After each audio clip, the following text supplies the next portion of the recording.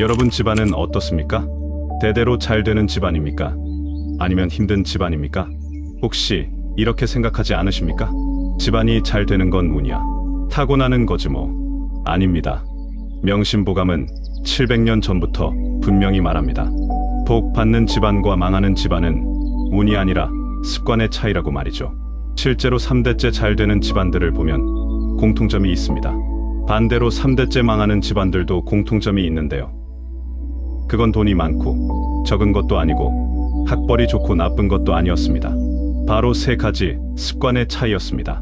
오늘 그 세 가지가 무엇인지 하나씩 자세히 말씀드리겠습니다. 여러분도 함께 생각해 보시기 바랍니다. 우리 집안은 복 받는 집안의 습관을 가졌는가, 아니면 망하는 집안의 습관을 가졌는가 솔직하게 체크해 보십시오. 그리고 지금이라도 바꿀 수 있는 방법을 알려드리겠습니다. 지금부터 시작합니다. 명심보감은 이렇게 말합니다. 적선지가 필유여경. 선을 쌓은 집에는 반드시 남는 경사가 있다는 뜻인데요. 반대로 말하면 선을 쌓지 않으면 경사도 없다는 겁니다. 그럼 어떤 집안이 선을 쌓는 집안이고 어떤 집안이 선을 쌓지 않는 집안인지 지금부터 구체적으로 말씀드리겠습니다. 첫 번째 차이는 어른을 대하는 태도입니다. 복 받는 집안을 먼저 보겠습니다. 이런 집안에서는 어른을 공경하는 게 당연한 일처럼 여겨집니다. 아침에 일어나면 부모님께 먼저 인사를 드리는데요. 어머니, 아버지 잘 주무셨습니까?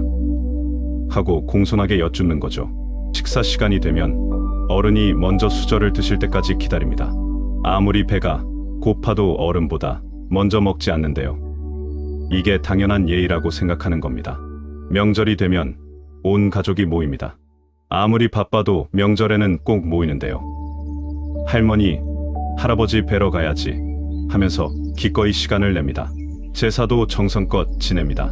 조상님들이 계셔서 우리가 있는 거야 라고 생각하면서 감사한 마음으로 지내는 거죠. 부모님이 편찮으시면 자식들이 돌아가면서 간병합니다. 요양원에 보내는 게 아니라 직접 모시는 건데요. 우리 부모님인데 우리가 모셔야지 하면서 당연하게 생각합니다. 물론 힘듭니다. 일도 해야 하고 자식도 키워야 하는데 부모님까지 모시려니 정말 힘든 거죠. 하지만 이런 집안 사람들은 말합니다. 힘들어도 해야 할 일이야. 부모님이 나를 키울 때도 힘드셨을 텐데. 그렇게 정성껏 모시면서 부모님의 말씀을 경청합니다. 아버지는 어떻게 생각하세요? 어머니, 의견을 듣고 싶어요. 어른의 지혜를 존중하는 거죠.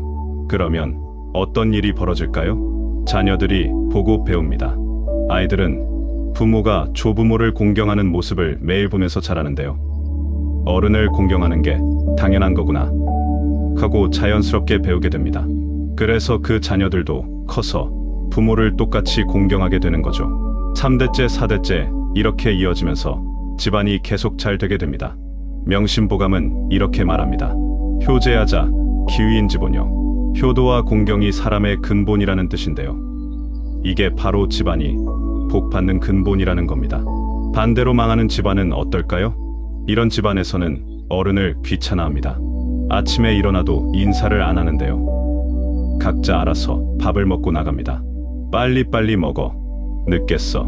식사 시간에도 예의가 없습니다. 어른이 오시기도 전에 먼저 먹기 시작하는 거죠. 명절이 되면 피하려고 합니다. 명절에 왜 꼭 가야 해? 교통체증 싫어. 친척들 만나기 귀찮아. 제사도 형식적으로 하거나 아예 안 지냅니다. 요즘 시대에 제사를 왜 지내? 미신이야. 부모님이 편찮으시면 요양원을 찾습니다. 직접 모시는 게 아니라 시설에 맡기는 건데요. 우리도 살아야 하는데 어떻게 모셔? 하면서 정당화합니다. 부모님의 말씀도 무시합니다. 아버지는 옛날 사람이라 몰라. 어머니는 시대가 변한 걸 모르셔.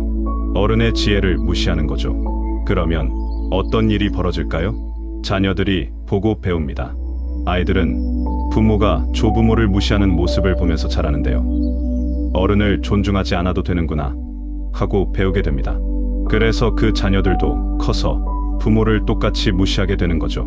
30년 후 그 부모가 늙으면 자식들이 똑같이 합니다. 아버지, 요양원 알아봤어요. 여기가 좋대요. 우리도 살아야 하는데 어떻게 모셔요? 자기가 부모한테 했던 대로 자식한테 당하는 겁니다. 명심보감은 경고합니다. 불효유삼 무후이대. 불효에는 세 가지가 있는데 후사가 없는 게 가장 크다는 말인데요. 여기서 후사가 없다는 건 자식이 없다는 뜻이 아닙니다.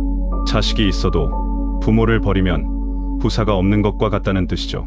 그리고 이렇게도 말합니다. 자불효 부지죄. 자식이 불효하면 부모의 잘못이라는 건데요. 부모가 조부모를 불효했으니 자식도 불효하는 걸 배운 거라는 겁니다. 실제로 연구 결과가 있습니다. 3대를 추적조사했는데요. 조부모를 잘 모시는 가정의 자녀들은 95%가 나중에 부모를 잘 모셨습니다. 반대로 조부모를 모시지 않은 가정의 자녀들은 80%가 나중에 부모를 모시지 않았습니다. 보고 배운 대로 하는 거죠. 여러분 집안은 어떻습니까? 어른을 공경하는 집안입니까? 아니면 귀찮아하는 집안입니까? 자녀들은 무엇을 보고 배우고 있습니까? 30년 후 여러분이 늙었을 때 자녀들이 어떻게 할 것 같습니까? 솔직하게 생각해 보십시오. 두 번째 차이는 베푸는 마음입니다. 복 받는 집안을 보겠습니다. 이런 집안에서는 베풀고 나누는 게 습관처럼 되어 있습니다. 이웃이 어려움에 처하면 도와주는데요. 힘드시죠? 이거라도 드세요 하면서 먹을 것을 가져다 드립니다. 돈이 많아서가 아닙니다. 자기도 넉넉하지 않지만 조금이라도 나누는 거죠. 친척이 어려우면 돕습니다. 우리 친척인데 도와야지 하면서 돈을 빌려주거나 일자리를 알아봐 주는 겁니다. 물론 나중에 돌려받지 못할 수도 있습니다.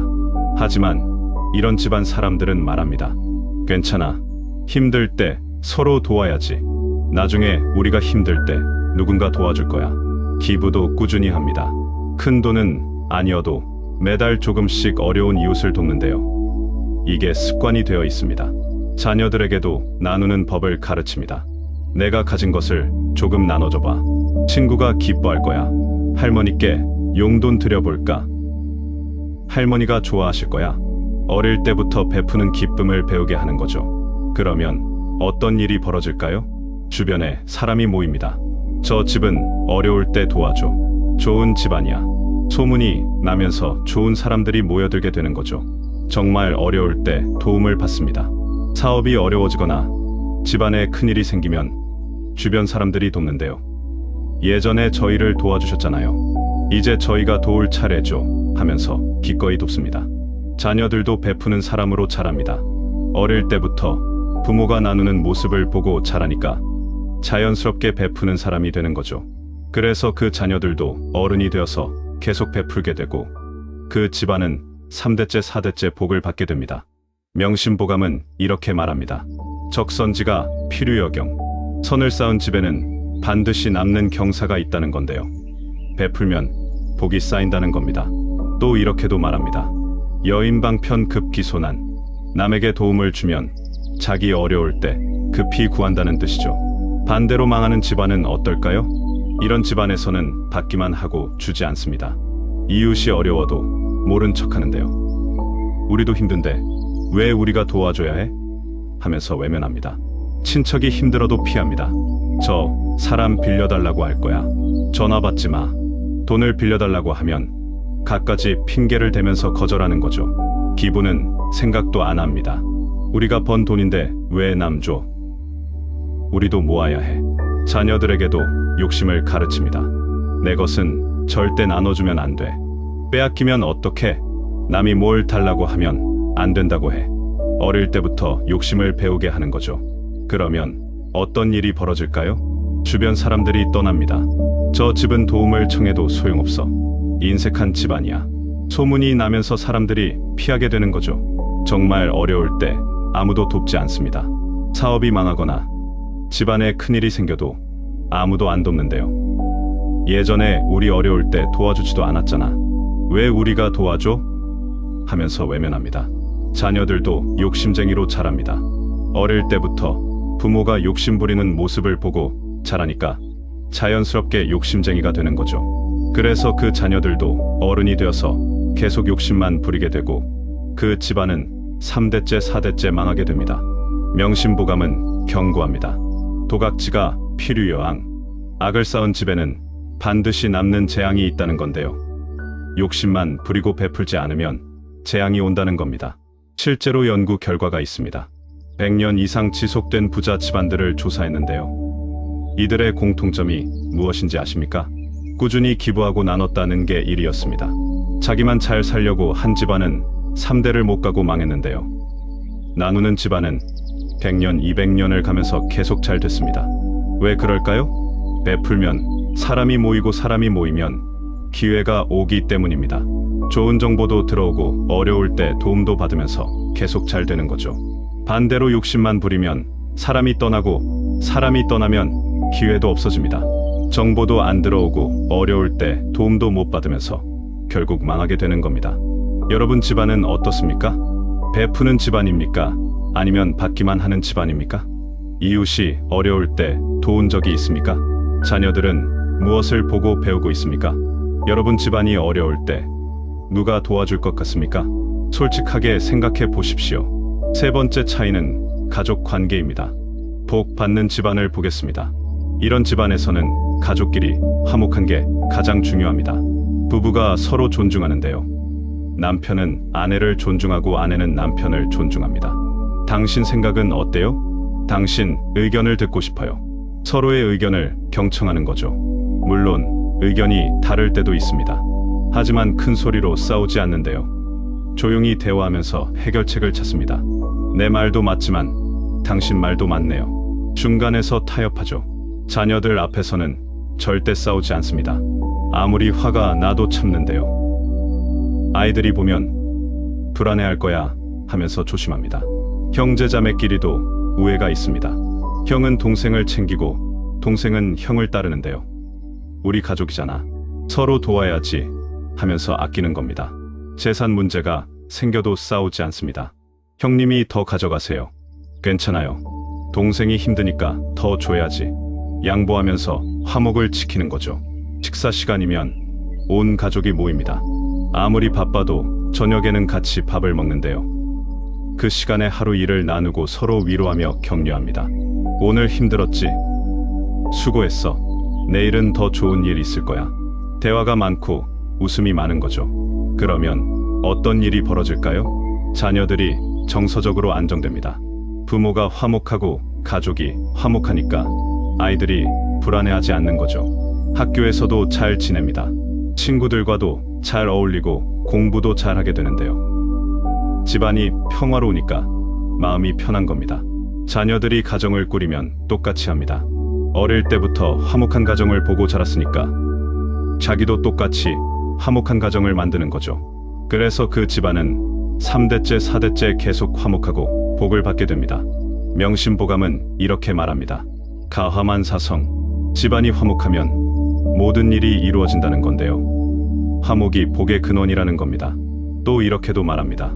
형제화목 부모심한, 형제가 화목하면 부모 마음이 편안하다는 뜻이죠. 반대로 망하는 집안은 어떨까요? 이런 집안에서는 가족끼리 싸움이 끊이지 않습니다. 부부가 서로 무시하는데요. 남편은 아내를 무시하고 아내는 남편을 무시합니다. 당신이 뭘 알아? 당신 말은 듣기 싫어. 서로 무시하고 무시당하는 거죠. 의견이 다르면 큰 소리로 싸웁니다. 조용히 대화하는 게 아니라 소리를 지르는데요. 내 말이 맞아. 왜 내 말을 안 들어? 자녀들 앞에서도 거리낌 없이 싸웁니다. 아이들이 보든 말든 상관없이 싸우는데요. 자녀들은 그 모습을 보면서 불안해하고 무서워합니다. 형제자매끼리도 싸웁니다. 형은 동생을 괴롭히고 동생은 형을 미워하는데요. 왜 형만 편해? 동생만 예뻐하잖아 하면서 질투하고 싸웁니다. 재산 문제가 생기면 법정까지 갑니다. 1원이라도 더 받아야 해. 양보하면 안 돼. 형제끼리 법정에서 싸우면서 원수가 되는 거죠. 식사 시간에도 각자 먹습니다. 온 가족이 모여서 먹는 게 아니라 제각각 먹는데요. 대화도 없고 웃음도 없습니다. 그러면 어떤 일이 벌어질까요? 자녀들이 정서적으로 불안해집니다. 부모가 싸우고 형제가 싸우니까 아이들이 불안하고 무서운 거죠. 학교에서도 문제가 생깁니다. 친구들과 싸우거나 공부에 집중하지 못하는데요. 집안이 시끄러우니까 마음이 불안한 겁니다. 자녀들이 가정을 꾸리면 똑같이 합니다. 어릴 때부터 싸우는 가정을 보고 자랐으니까 자기도 똑같이 싸우는 가정을 만드는 거죠. 그래서 그 집안은 3대째 4대째 계속 싸우고 망하게 됩니다. 명심보감은 경고합니다. 가부라 외인기. 집안이 화목하지 않으면 외부인이 업신여긴다는 건데요. 싸우는 집안은 주변에서도 무시한다는 겁니다. 실제로 연구 결과가 있습니다. 부모가 자주 싸우는 가정의 자녀들을 20년 동안 추적 조사했는데요. 이 아이들은 성인이 되어서 우울증 발생률이 3배 높았고 이혼율도 2배 높았으며 자녀와의 관계도 나빴습니다. 어릴 때 본대로 살게 되는 거죠. 반대로 화목한 가정의 자녀들은 성인이 되어서 행복도가 높았고 결혼 생활도 안정적이었으며 자녀와의 관계도 좋았습니다. 여러분 집안은 어떻습니까? 화목한 집안입니까? 아니면 싸움이 많은 집안입니까? 부부가 서로 존중합니까? 아니면 무시합니까? 자녀들은 무엇을 보고 배우고 있습니까? 30년 후 자녀들의 가정은 어떨 것 같습니까? 솔직하게 생각해 보십시오. 자, 여기까지 3가지를 말씀드렸습니다. 첫째는 어른을 공경하는 것이고, 둘째는 베풀고 나누는 것이며, 셋째는 가족이 화목한 것이었습니다. 이 3가지가 복 받는 집안과 망하는 집안을 가르는 겁니다. 돈이 많고 적은 게 아니고 학벌이 좋고 나쁜 게 아닙니다. 이 3가지 습관의 차이가 3대째 4대째 집안의 운명을 결정하는 거죠. 명심보감은 이렇게 말합니다. 창고유덕 계의청백. 창고에 덕이 있으면 대대로 청렴하다는 뜻인데요. 덕을 쌓으면 집안이 대대로 잘 된다는 겁니다. 그럼 오늘부터 어떻게 해야 하는지 구체적인 실천 방법을 알려드리겠습니다. 첫째는 어른을 공경하는 습관을 들이는 겁니다. 오늘부터 시작하십시오. 아침에 일어나면 부모님께 먼저 인사를 드리는데요. 어머니, 아버지 잘 주무셨습니까? 하고 공손하게 여쭙는 겁니다.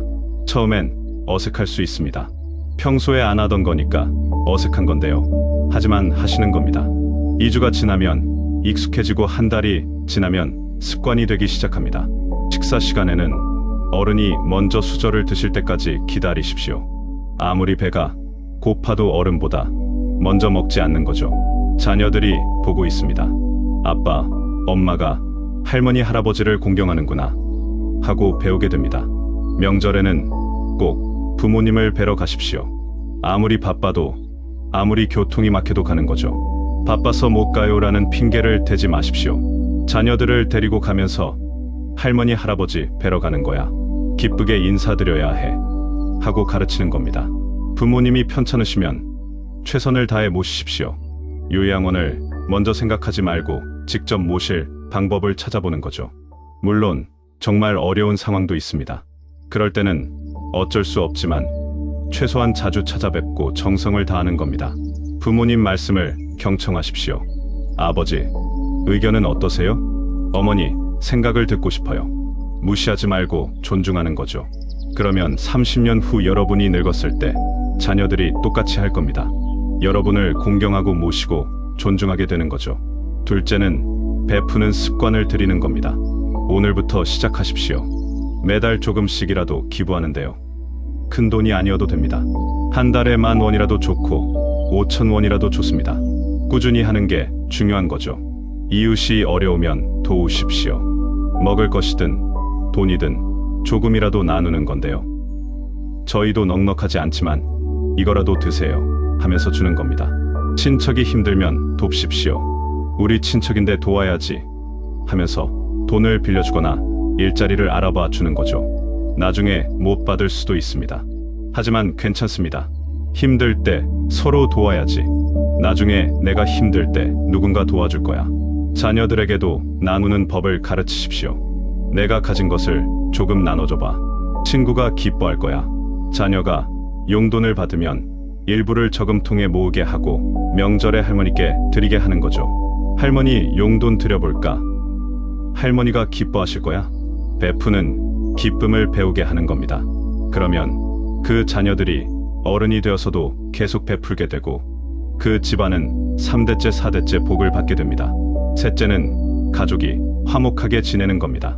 오늘부터 시작하십시오. 부부가 서로 존중하는데요. 당신 생각은 어때요? 하고 의견을 물어보는 겁니다. 무시하지 말고 경청하는 거죠. 의견이 다를 때도 큰 소리로 싸우지 마십시오. 조용히 대화하면서 해결책을 찾는 건데요. 내 말도 맞지만 당신 말도 맞네요. 중간에서 타협하죠. 자녀들 앞에서는 절대 싸우지 마십시오. 아무리 화가 나도 참는데요. 아이들이 보면 불안해하고 무서워하기 때문입니다. 나중에 조용히 얘기하자고 하고 일단 참는 겁니다. 형제자매끼리도 양보하고 배려하십시오. 재산 문제가 생겨도 양보하는 건데요. 형님이 더 가져가세요. 괜찮아요. 법정까지 가면서 싸우지 마십시오. 형제가 원수되는 것보다 돈이 더 중요합니까? 저녁에는 온 가족이 모여서 밥을 먹으십시오. 아무리 바빠도 일주일에 서너 번은 같이 먹는 거죠. 그 시간에 하루 일을 나누고 서로 위로하며 격려하는 겁니다. 오늘 힘들었지? 수고했어. 내일은 더 좋은 일 있을 거야. 대화를 많이 하고 웃음을 많이 나누십시오. 그러면 자녀들이 정서적으로 안정되고 그 자녀들도 어른이 되어서 화목한 가정을 만들게 되면서 그 집안은 3대째 4대째 복을 받게 됩니다. 명심보감은 마지막으로 이렇게 말합니다. 적덕여의 부여제.